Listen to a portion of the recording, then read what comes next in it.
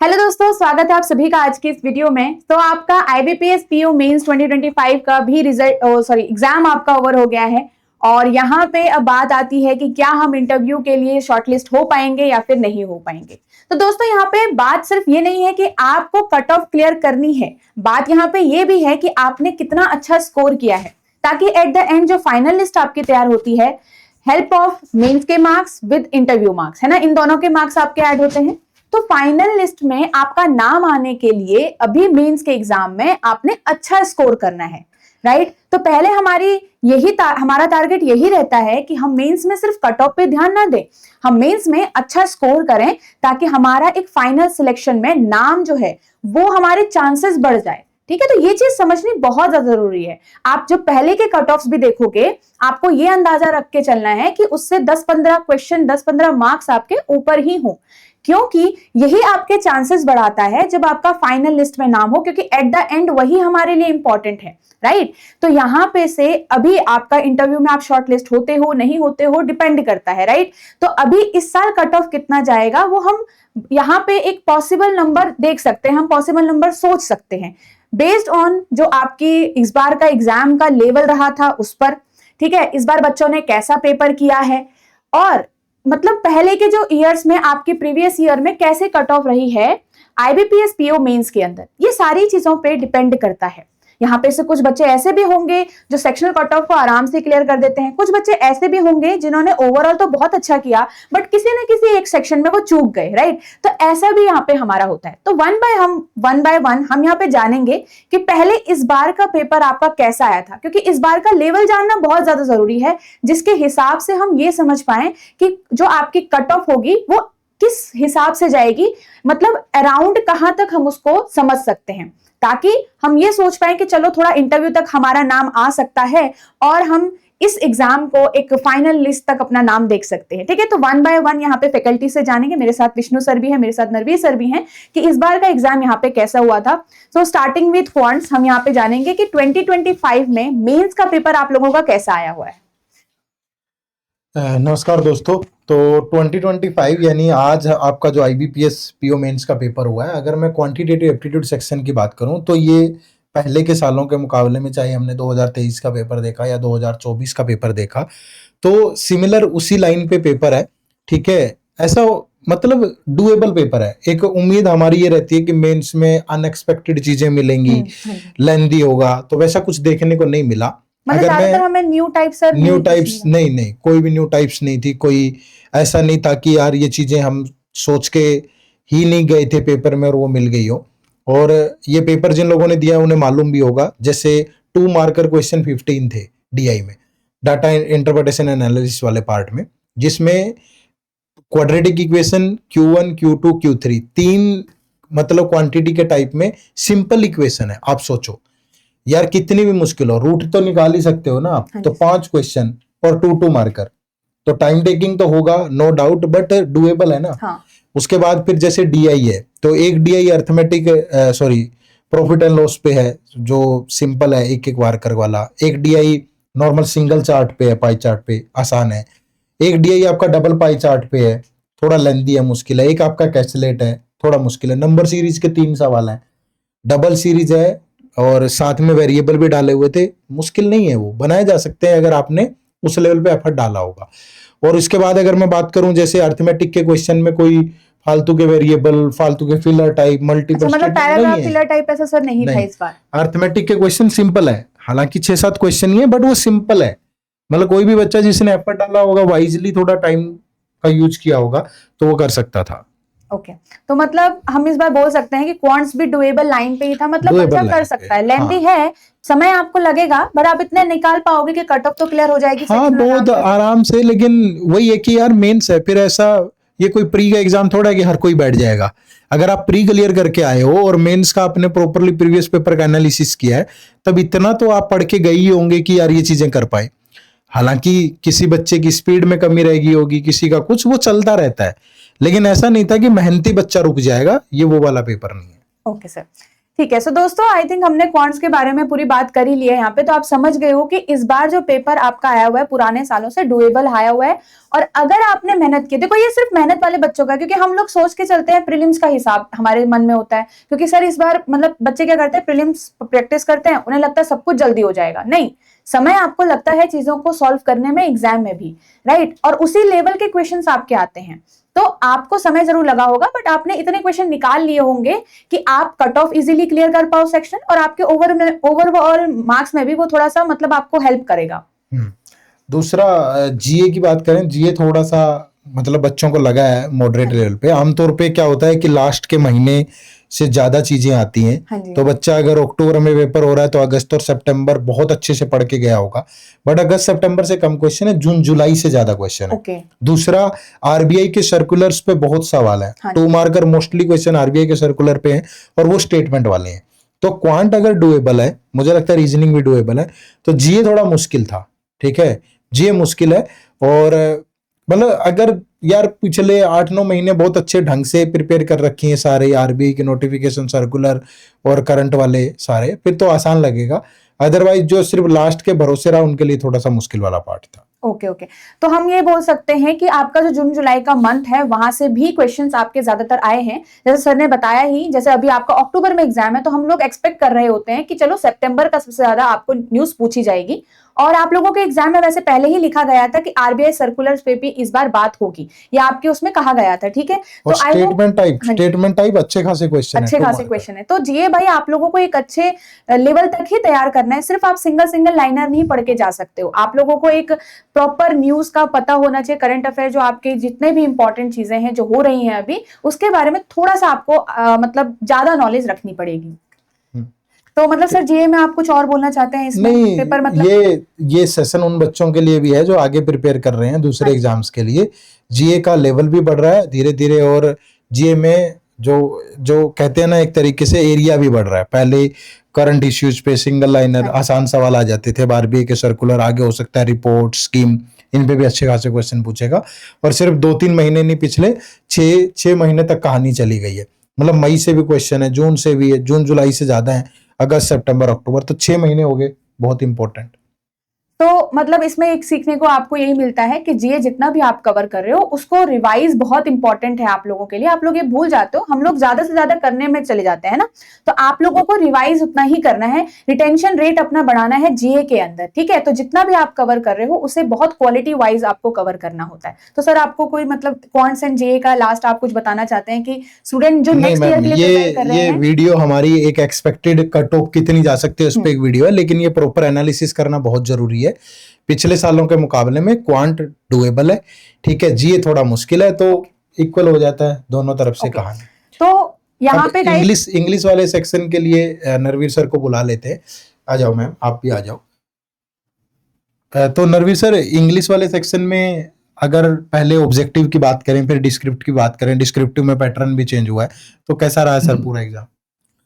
Sir मतलब जो मुझे लगा स्टूडेंट से बात करके वो यही है कि अब की बार थोड़ा सा पिछले सालों से ना सॉफ्ट साइड पे रहा है पेपर। मतलब ये नहीं है कि क्वेश्चन तो वही है सर, देखो पैटर्न वही है, वही 2 आरसी आए हैं जैसे पहले सालों में आते थे, वही क्लोज टेस्ट आया है, रीअरेंजमेंट ऑफ सेंटेंसेस हैं, match the column based questions हैं, वर्ड यूजेज के क्वेश्चन है, क्वेश्चन वही रहे हैं। लेकिन जो स्टूडेंट से बात करके लगा कि अब की बार अटेम्प्ट अच्छा हो पा रहा है, डुएबल पेपर है, ज्यादा लेंदी नहीं आया, कुछ आउट ऑफ द बॉक्स कुछ नहीं आया, जिसने अच्छे से मन से तैयारी की है उसको पेपर अच्छा लगा है। तो क्वांट्स भी आई थिंक, रीजनिंग भी और इंग्लिश भी इस बार ऑब्जेक्टिव टाइप का जो पेपर रहा वो कहीं ना कहीं मॉडरेट ही रहा है, ज्यादा मुश्किल नहीं रहा है। और अगर मैं एनालिसिस करके देखूं तो मतलब कोई ऐसी चीज नहीं है जिससे सरप्राइज हो बच्चा, या कोई ऐसी चीज नहीं है जिससे पैनिक होने की जरूरत है एग्जाम में। तो आई थिंक सब बिल्कुल सेम लाइन पे ही चला है, और जिसने ठीक ठाक तैयारी की है, मतलब जो प्रीलिम्स क्लियर करके आया ना सर, उसको मुश्किल नहीं लगा होगा पेपर, क्योंकि प्रीलिम्स का सिमिलर जैसा ही लेवल था इस बार भी, और कहीं ना कहीं डिफिकल्टी लेवल भी वैसा सही कुछ देखने को मिला। हाँ, नंबर ऑफ क्वेश्चन ज्यादा होते हैं, वो एक अपने आप में चैलेंज होता ही है, बट टाइम भी ज्यादा मिलता है, वो भी अपना एक एडवांटेज है। तो पेपर मैम कहीं ना कहीं मॉडरेट ही रहा है इस बार। ओके।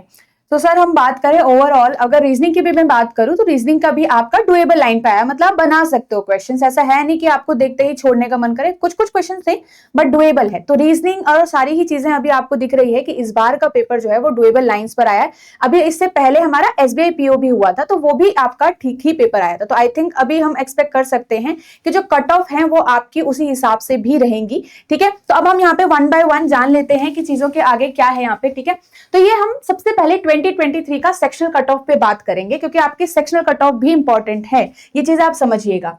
ठीक है, तो आपका अगर हम यहाँ पे स्टार्ट करें डिस्क्रिप्टिव से तो आपका 25 मार्क्स का ही आता है।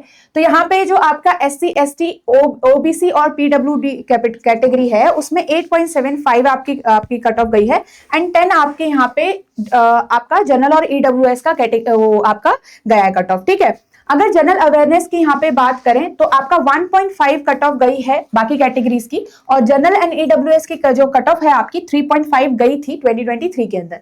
यहाँ पे क्वांट्स वाला part data analysis and interpretation में आपका 7.75 कट ऑफ गई हुई है, और इंग्लिश की अगर हम यहाँ पे बात करें 11 आपकी कट ऑफ गई है आउट ऑफ 40 मार्क्स।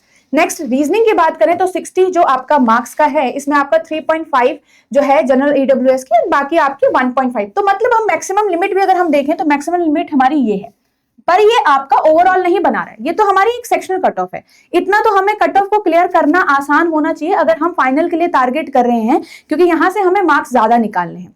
यहीं पे आपका ये 23 का सेक्शनल था। अब हम 24 का सेक्शनल भी डिस्कस करते हैं क्योंकि 2025 में भी आपको पता होना चाहिए कि सपोज आपने अगर क्वांट्स में पेपर किया है और अगर आप वीक हो, क्योंकि कई लोगों का वीक होता है क्वांट्स, तो आपने इतने क्वेश्चंस तो एटलीस्ट मतलब इतना मार्क्स का आपका करा हुआ होना चाहिए या आपको पता हो, ऐसा नहीं कि आपने बहुत ही कम अटेम्प्ट किया हो, राइट। तो आपके 2.25 आपके क्वांट्स का है इसमें।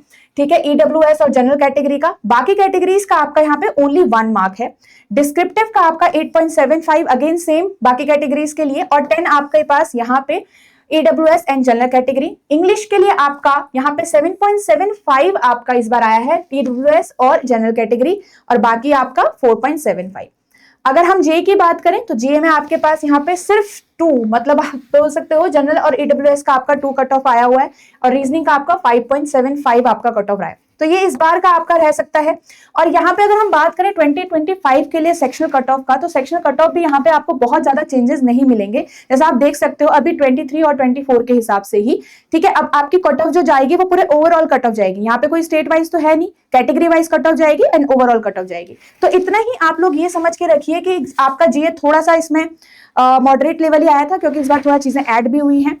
डिस्क्रिप्टिव में चीजें आपकी चेंज जरूर हुई हैं, बट बच्चे थोड़ा बहुत चीजें कर लेते हैं उसमें अटेम्प्ट। ओके, तो इतनी ही लाइन पे अगर मैं यहाँ पे बोलूं, बहुत चेंज आपको सेक्शन में तो नहीं मिलने वाला है। अब बात आती है ओवरऑल कट ऑफ की। ओवरऑल कट ऑफ के लिए हमें बहुत जरूरी है कि हम प्रीवियस ईयर का ट्रेंड जाने और ये समझें कि पहले कितनी कट ऑफ रही है। पर मैं आपको एक चीज यहाँ पे से बता दूं, एक होता है ये समझना कि क्या मैं इंटरव्यू के लिए शॉर्टलिस्ट हो रहा हूं या नहीं हो रहा हूं, या हमारे मन में रहता है कि जान लेना चाहिए, राइट। तो अगर आपने इतने भी आपके मतलब हर एक कैटेगरी का आप यहाँ पे देख सकते हो, आपको पता होगा आप किस कैटेगरी से हो, तो आपको ये अगर इस बार पे भी हो ना, आप इस लाइन पे भी हो, तो ये मत सोचना कि मैं पीछे हूं, ये मत सोचना, आप आगे के लिए ही देखो यहाँ पे, ये मेरा एक सजेशन होगा। बाकी कट ऑफ डिपेंड करता है कि कट ऑफ हमारे पास जो बच्चों ने ओवरऑल अटेम्प्ट कितना किया होगा, बहुत सारा जो एवरेज अटेम्प्ट होगा, मैक्सिमम अटेम्प्ट भी होंगे यहाँ पे, मतलब बहुत बच्चे मिलेंगे आपको जिन्होंने अच्छा खासा अटेम्प्ट करके रखा होगा, तो आपको वहां पे ओवरवेल्म नहीं होना है, डरना नहीं है। तो अगर आप इस लाइन पे भी हो कि आपके 66 मार्क्स तक बन रहे हैं, अगर मैं सिर्फ जनरल कैटेगरी की यहाँ पे बात करूंगी, अगर आपके 66 मार्क्स तक भी बन रहे हैं तो आप आगे के लिए सोचिए। बाकी अगर कट ऑफ की मैं बात करूं तो कट ऑफ आपके जनरल कैटेगरी के हिसाब से यहीं पे रहेगी, इस हिसाब से ही कि 66.5 आपका पिछली बार गया था, और इस बार पेपर थोड़ा डुएबल है अगर मैं यहाँ पे बात करूं, तो आप यहाँ पे +3 करके रख सकते हो इस मार्क्स को। ठीक है, तो ये आपका कट ऑफ का रह सकता है जनरल कैटेगरी के लिए, तो इस चीज को थोड़ा ध्यान में रखिए। बट स्टिल अभी भी मैं आपको बोल रही हूँ कि अगर आप इस लाइन पे हो और आपको लग रहा है कि अगली बार मतलब 2025 में जो कट ऑफ जाएगी और उसके आप बिल्कुल लाइन पे हो, तो कई बच्चे डर जाते हैं कि क्या मैं मैं इंटरव्यू के लिए सिलेक्ट तो हो गया, क्या मेरे चांसेस हैं, क्या मैं उतनी मेहनत करूं इंटरव्यू के लिए कि नहीं करूं, राइट। ये चीज होती है। आप लोग एक चीज समझिए कि अगर आपने इंटरव्यू में बहुत अच्छा किया तो कई बार बहुत बच्चे ऐसे देखे होंगे आपने जिनके मेंस के मार्क्स में, मतलब मेंस का जो कट ऑफ होता है उससे सिर्फ 2 मार्क्स ऊपर होते हैं, 3 मार्क्स ऊपर होते हैं, बट स्टिल उनका इंटरव्यू जो है वो काफी अच्छा जाता है और उसके हिसाब से उनकी फाइनल मेरिट लिस्ट में नाम आ जाता है। तो डरना नहीं है यहां से कि भाई मैं कट ऑफ के आसपास ही हूं, मेरे थोड़े से मार्क्स ज्यादा होने वाले हैं, जो आप लोगों ने अंदाजा लगा लिया होगा, आपको पता होगा आप लोगों ने कैसा पेपर किया है, राइट। तो आप लोगों को इसमें ये देना है कि अब हम इंटरव्यू में बिल्कुल 100% देने वाले हैं और 100% करके आने वाले हैं। तो बहुत अच्छा चांसेस है। बाकी अगर जिसके मार्क्स जो हैं बन रहे हैं अभी, अगर आप जनरल कैटेगरी से हो या किसी भी कैटेगरी से हो, तो अगर आपके 10+10 बन रहे हैं, +15 बन रहे हैं, +20 बन रहे हैं, तो आप बहुत अच्छे फेज में हो अभी और बहुत अच्छे से आप इंटरव्यू के लिए अपना जितना भी मेहनत है वो आप करना चाहते हो आप बिल्कुल करिए, ठीक है। तो यहाँ पे आपके बहुत अच्छे चांसेस है फाइनल के लिए। तो ये सारी चीजें थी।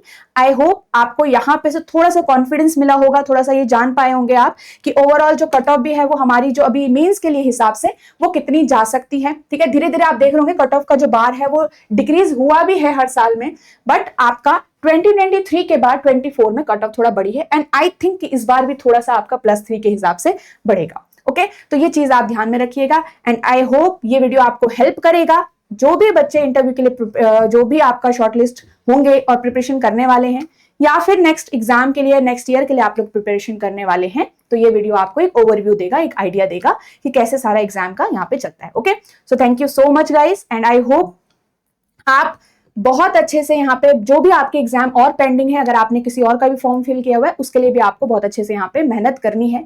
तो यहाँ पे आपको बहुत सारे सेशंस मिल जाएंगे इसी चैनल पर, डिफरेंट प्रैक्टिस सेशंस आपके हो रहे हैं। मेंस के लिए आपके जो मैराथन सेशन है वो हो रहे हैं, तो लाइव आप उनको ज्वाइन कर सकते हो। तो अगर आप चैनल पे न्यू हो तो चैनल को जरूर सब्सक्राइब करिएगा ताकि कोई भी इंपॉर्टेंट सेशन आपका यहाँ पे से मिस ना हो।